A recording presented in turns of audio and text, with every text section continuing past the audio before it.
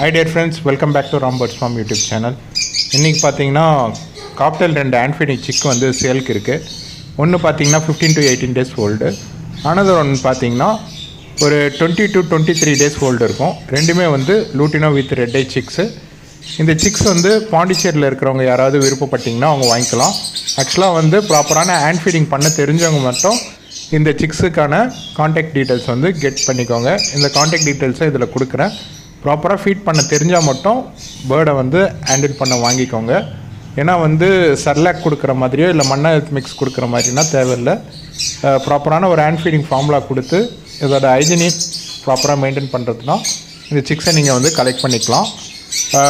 இதோட ப்ரைஸ் வந்து பர்சனலாக வந்து கேட்டிங்கன்னா அவங்கக்கிட்ட காண்டாக்ட் பண்ணும்போது அவங்க சொல்லுவாங்க.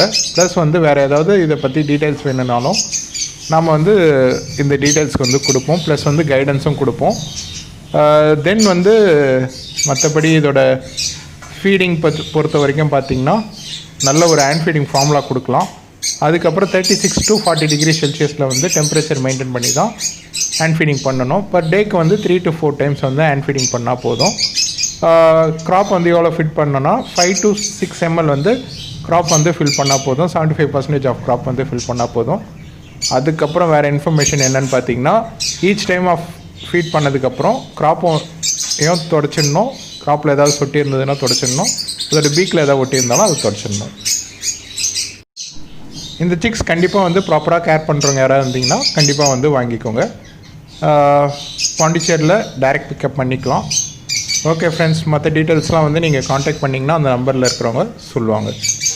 ஓகே ஃப்ரெண்ட்ஸ், இதோட இந்த வீடியோ நான் எண்ட் பண்ணிக்கிறேன். பாய்.